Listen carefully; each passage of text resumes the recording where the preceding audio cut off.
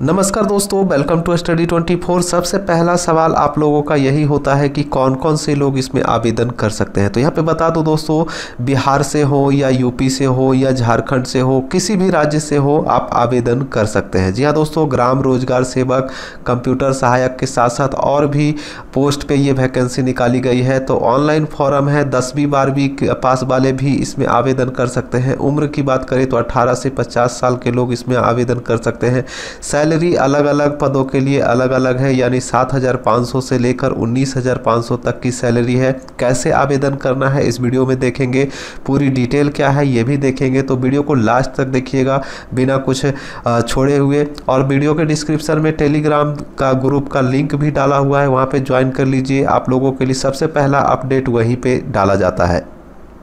तो दोस्तों, ये रहा ऑफिशियल नोटिफिकेशन। आप देख पा रहे होंगे, मनरेगा योजना अंतर्गत विभिन्न पदों की रिक्तियों के विरुद्ध अभ्यावेदन आमंत्रित करने हेतु जिला के वेबसाइट पर प्रकाशनार्थ सूचना।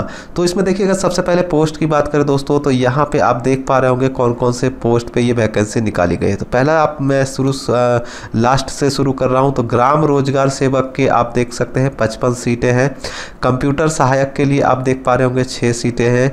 लेखा सहायक यानी अकाउंटेंट के लिए 2 सीटें हैं। तकनीकी सहायक कन्या अभियंता के लिए 28 सीटें हैं। तकनीकी सहायक अभियंता के लिए 14 सीटें हैं। प्रखंड कार्यक्रम पदाधिकारी यानी ब्लॉक प्रोजेक्ट मैनेजर के लिए 4 सीटें हैं। तो ये सीटें दी गई हैं और आगे जो डिटेल है मैं आपको सारा कुछ दिखा रहा हूँ।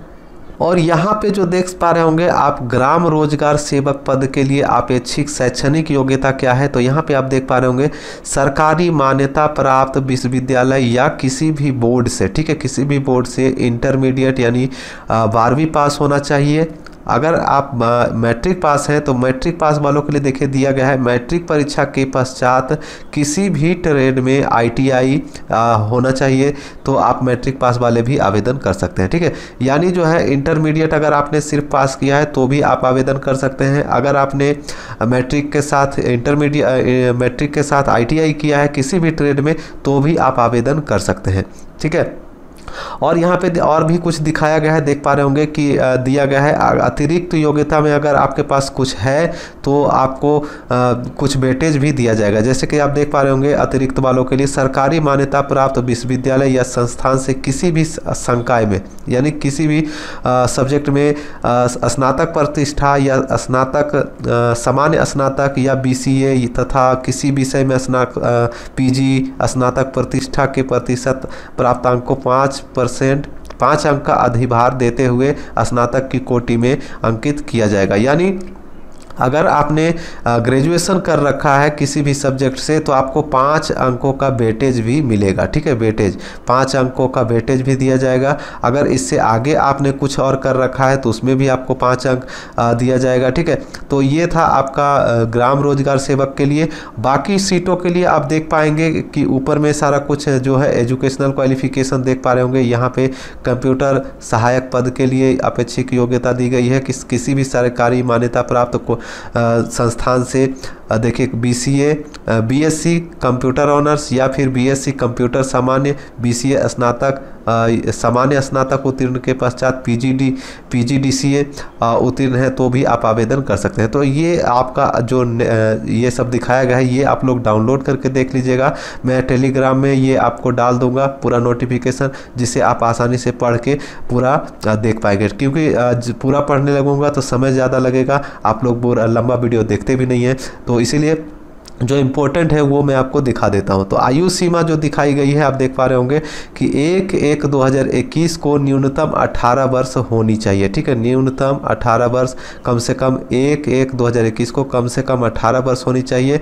और अधिकतम देखिएगा, ज़्यादा से ज़्यादा उम्र जो है जनरल वालों के लिए 35 वर्ष है। अगर जनरल दिव्यांग है तो 40 साल तक के लोग आवेदन कर सकते हैं। वहीं अगर पिछड़ा अत्यंत पिछड़ा BC EBC से संबंधित हैं तो 37 वर्ष तक आवेदन कर सकते हैं, और उसमें दिव्यांग है तो 47 वर्ष तक आवेदन कर सकते हैं। वहीं बात करें महिला जनरल हो या पिछड़ा वर्ग हो या अत्यंत पिछड़ा वर्ग हो तो उनको 38 साल दी गई है। अगर दिव्यांग भी हैं तो 48 साल तक आवेदन कर सकते हैं। वहीं SC ST की बात करें, चाहे वो महिला हो या पुरुष हो, तो 40 साल तक के आवेदन कर सकते हैं। अगर दिव्यांग है तो 50 साल तक के लोग आवेदन कर सकते हैं। तो हो गया ना, 18 से 50 साल तक के लोग इसमें आवेदन कर सकते हैं।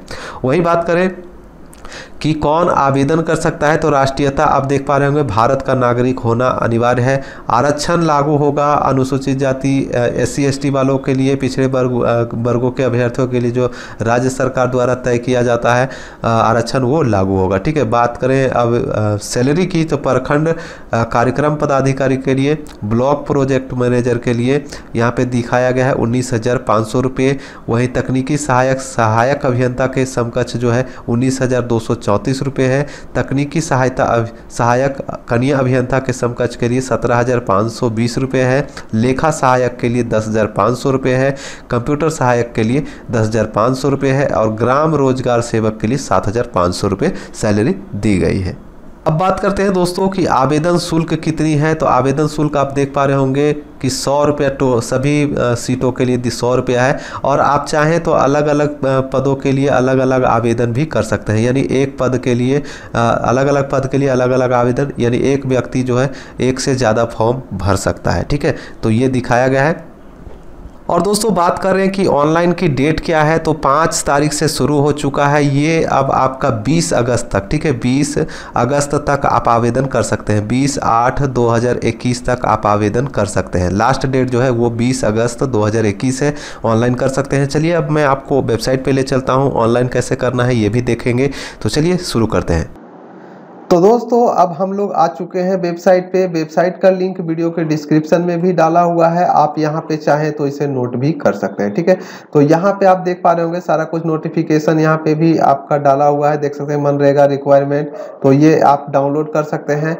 इधर आपका नोटिफिकेशन का सारा कुछ दिया गया है, और यहाँ पे आप जो ऊपर में देख पा रहे होंगे होम बटन के बगल में रजिस्टर, तो रजिस्टर पे पहले आपको क्लिक कर लेनी है। ठीक है, रजिस्टर पे क्लिक करते हैं तो यहाँ पे कुछ डिटेल्स आपको भरनी है, और यूजर आईडी और पासवर्ड आपको मिल जाता है। ठीक है, यूजर आईडी के लिए यहाँ पे आपको सबसे पहले क्या करना है, यहाँ पे अपना नाम भरना है, अपना मोबाइल नंबर भरना है, और यहाँ पे ईमेल आईडी भरनी है। डेट ऑफ बर्थ सेलेक्ट करके डाल देनी है, जो भी आपका डेट ऑफ बर्थ है उसे सेलेक्ट करके डाल दें। और डेट ऑफ बर्थ डालने के बाद यहाँ पे अपनी पूरी एड्रेस भर देनी है। ठीक है, पूरा एड्रेस भरना है। ये कैप्चा जो दिखाई दे रही है यहाँ पे भरना है, और सबमिट बटन पे क्लिक कर देनी है। तो चलिए करते हैं। तो देख पा रहे होंगे दोस्तों यहाँ पे सारा कुछ फिल हो चुका है। फिल होने के बाद यहाँ पे सबमिट बटन जो दिखाई दे रही है इस पे क्लिक कर देनी है। तो चलिए क्लिक कर दिया है मैंने। अब ये जो है आपको एक मैसेज मिल जाती है जिसमें लिखा होता है you have been successfully registered. Registration ID आपको दिखा दी जाती है, यूजर आईडी भी आपको यहाँ पे दे दी जाती है, इसको नोट कर लीजिएगा, लिख लीजिएगा। और पासवर्ड जो है आपके रजिस्टर्ड ईमेल आईडी पे भेज दी जाती है। ठीक है, अब क्या करना है, जब आप सारा कुछ कर लेंगे तो लॉगिन यहाँ पे दिखाई दे रही है, या फिर होम बटन पे यहाँ पे लॉगिन दिखाई दे रही है, तो लॉगिन बटन पे क्लिक कर लेना है। लॉगिन बटन पे क्लिक करते ही यहाँ पे आपको अपना यूजर नेम यानी रजिस्ट्रेशन नंबर यहाँ पे आपको डालना है। पासवर्ड जो आपके ईमेल आईडी पे भेजी गई है वो पासवर्ड यहाँ पे डालना है। ये कैप्चा को यहाँ पे डालना है, और लॉगिन बटन पे क्लिक कर लेना है। जैसे ही आप लॉगिन करेंगे आपको कुछ इस टाइप का दिखाई देगा। तो सबसे पहले आपको मैं बता दूं कि यहाँ पे जो है आपको कितने स्टेप में फॉर्म को फिल करना है। तो पहले अपना पर्सनल डिटेल भरना है, उसके बाद एकेडमिक डिटेल भरनी है, उसके बाद एक्सपीरियंस वगैरह है तो वो भरना है, और टेक्निकल डिटेल्स अगर आपके पास कुछ है तो वो भरना है। अपलोड डॉक्यूमेंट करना है। ठीक है, डॉक्यूमेंट जो भी है फोटो सिग्नेचर वगैरह वो सब अपलोड करना है। उसके बाद अप्लाई पे क्लिक करेंगे तो कौन से पोस्ट पे आपको अप्लाई करना है वो सेलेक्ट कर लेना है। ठीक है, उसके बाद जो है आपका पेमेंट करना है और प्रिंट आउट लेना है। तो चलिए सबसे पहले पर्सनल डिटेल पे क्लिक करते हैं, एप्लीकेशन फॉर्म पर्सनल डिटेल पे। ठीक है, यहाँ पे जैसे ही क्लिक करेंगे आपका फॉर्म खुल जाता है जहाँ पे आपको डिटेल्स भरनी होती है। तो सबसे पहले तो आपका नाम आ चुका है क्योंकि रजिस्ट्रेशन में ये भरा जा चुका था। अब यहाँ पे फादर नेम भरनी है, मदर नेम भरनी है, जेंडर सेलेक्ट कर लेना है, जो भी आपका पुरुष महिला ट्रांसजेंडर कैटेगरी आपकी कौन सी है वो सेलेक्ट कर लेना है, SC ST जनरल OBC जो भी है वो सेलेक्ट कर ले। रिलीजन आपकी क्या है, यानी धर्म आपका क्या है, हिंदू, मुस्लिम, बुद्धिस्ट, क्रिश्चियन, जैन, सिख जो भी है वो आप इसे भर ले। और यहाँ पे आधार नंबर आपको डालनी है। मैरिटल स्टेटस सेलेक्ट करना है, शादीशुदा है या नहीं। तो यहाँ पे हो गया। अब लैंग्वेजेस नाउ, तो लैंग्वेजेस नाउ में हिंदी डाल सकते हैं। नेशनलिटी में इंडियन रहने दीजिएगा। आपका ये मोबाइल नंबर और ये ईमेल एड्रेस आपको शो करता रहेगा, डेट ऑफ बर्थ। अब यहाँ पे आपको अपनी पूरी एड्रेस भरनी है, ठीक है, जैसे कि village, town, panchayat, police station, state जो भी आपका है भी, जैसे देखिए यहाँ पे सारे के सारे स्टेट हैं, तो यहाँ पे मैं बिहार कर लेता हूँ। और उसी प्रकार से आप भी डाल दीजिएगा एड्रेस यहाँ पे। और कुछ अगर छूट जाती है तो यहाँ पे आप ना डाल दीजिएगा पिन कोड के साथ। अब ये हो गया। होने के बाद यहाँ पे पूरा डिटेल्स के साथ भर लीजिएगा। भरने के बाद यहाँ पे जो है परमानेंट एड्रेस है तो वो भी भर लेने के बाद जो है सेव एज ड्राफ्ट पे क्लिक कर सकते हैं या नेक्स्ट एंड कंटिन्यू पे भी क्लिक कर सकते हैं, ठीक है। तो चलिए भर लेते हैं। एड्रेस में आप दोस्तों देख सकते हैं इधर पोस्ट ऑफिस है, ब्लॉक है, पिन कोड है, डिस्ट्रिक्ट है, जो भी है वो सिलेक्ट कर लेना है। तो यहाँ पे लगभग फॉर्म कंप्लीट हो चुकी है, मैंने सारा कुछ भर दिया है। अब सेव एज ड्राफ्ट पे भी क्लिक कर सकते हैं या नेक्स्ट एंड कंटिन्यू पे भी क्लिक कर सकते हैं। तो चलिए नेक्स्ट एंड कंटिन्यू पे क्लिक कर लेंगे। अब आपका नेक्स्ट स्टेप जो है दोस्तों, यहाँ पे आपका आ जाता है एजुकेशनल क्वालिफिकेशंस जो है वो आपको भरनी है। तो क्या क्या भरना है आप देख पा रहे होंगे। डिग्री कोर्स यहाँ पे सेलेक्ट कर लीजिए कि आपने कहाँ तक पढ़ाई की है। तो चलिए मैं यहाँ पे सिर्फ इंटरमीडिएट ही रहने दूंगा, क्योंकि मुझे ग्राम रोजगार सेवक वाला अप्लाई करना था, तो ये मैंने कर दिया है इंटरमीडिएट। अब पासिंग ईयर जो है यहाँ पे डालना है, ठीक है, कौन से साल में आपने पास किया था, मंथ और ईयर जो है आपको सेलेक्ट कर लेना है।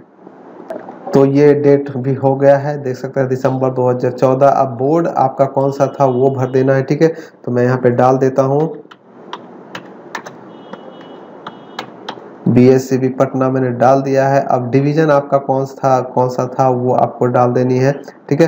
तो यहाँ पे मैं डाल देता हूँ फर्स्ट। और ये आपका नेक्स्ट है जो टोटल मार्क्स, ठीक है, टोटल मार्क्स कितना था, तो 500 का था, ठीक है, तो 500 डाल देंगे। अब कितने मार्क्स आपके आए थे तो यहाँ पे डाल देते हैं, जो भी आपका मार्क्स आया है वो डाल दीजिए। और उसके बाद परसेंटेज ऑफ मार्क्स, ठीक है, तो वो आपको डाल देनी है।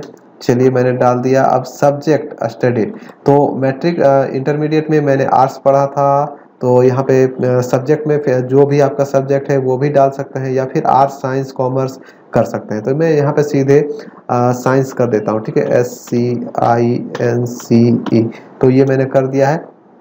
अब जो है दोस्त, अब यहाँ आपका जो है सेव बटन पे क्लिक कर लेना है। यहाँ पे सबसे पहले NA कर देते हैं, ठीक है, खाली नहीं छोड़ना है। तो यहाँ पे मैंने NA कर दिया है।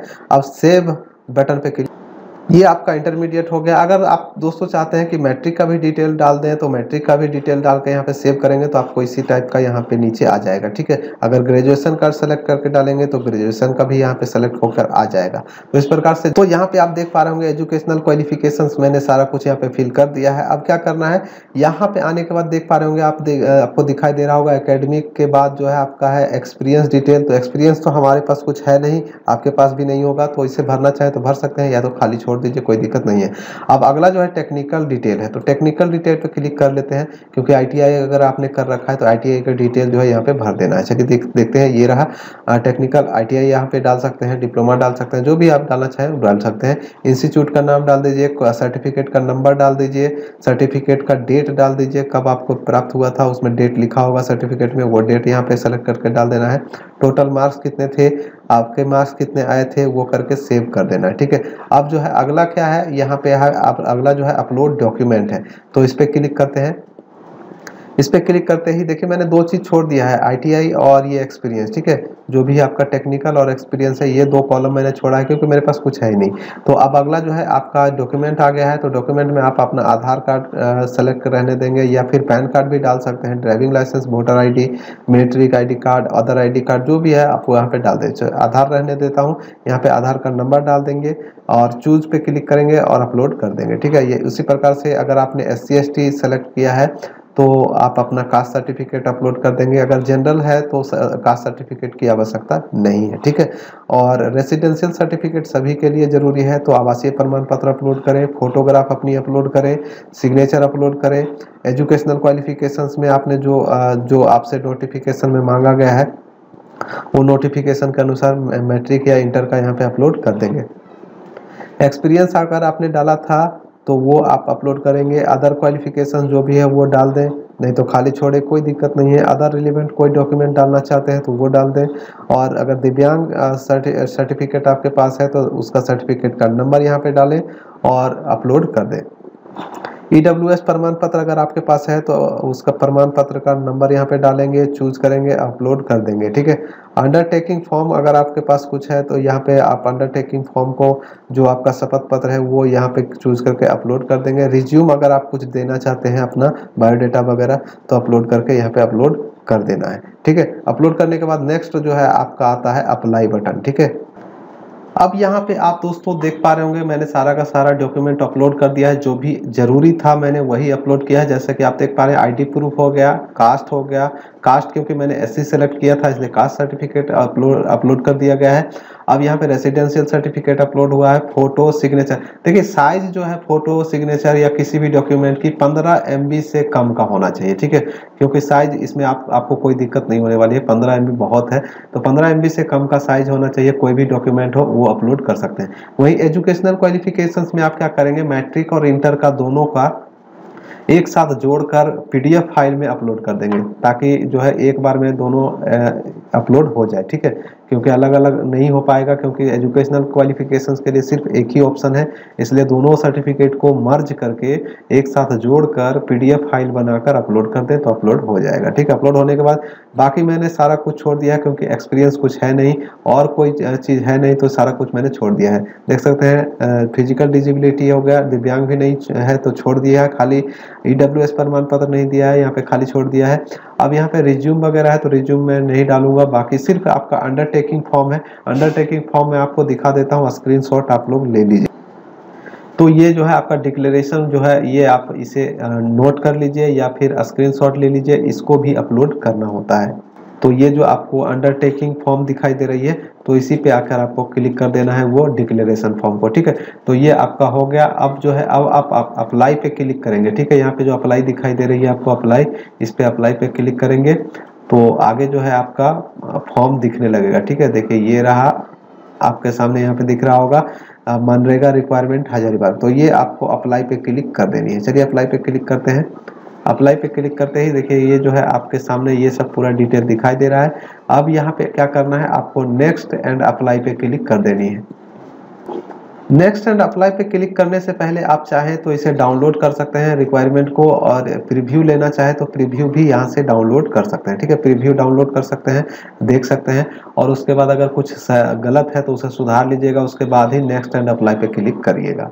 नेक्स्ट एंड अप्लाई पे क्लिक करते ही अब आपसे पूछा जाएगा आप कौन से पोस्ट पे आवेदन करना चाह रहे हैं, ठीक है। तो जो भी आपको पोस्ट चाहिए उस पोस्ट पे आप क्लिक कर लेंगे। जैसे कि देख सकते हैं ब्लॉक प्रोग्राम ऑफिसर हो गया, टेक्निकल असिस्टेंट हो गया, टेक्निकल असिस्टेंट और account assistant, computer assistant, village employment servant. तो ये जो आपका था ग्राम रोजगार सेवक, तो इस पे मैं क्लिक कर देता हूँ। ये रहा, मैंने क्लिक करने के साथ ही यहाँ पे SC आ चुका है। अब ये जो टर्म एंड कंडीशन पे है इस पे क्लिक कर लेंगे और अप्लाई पे क्लिक कर देंगे, ठीक है। अब नेक्स्ट में आपको पेमेंट का ऑप्शन मिल जाता है दोस्तों। तो यहाँ पे पेमेंट पे क्लिक करेंगे और ये जो है आपका पेमेंट 100 रुपये का पेमेंट है, वो 100 रुपये पेमेंट आपको कर देनी है।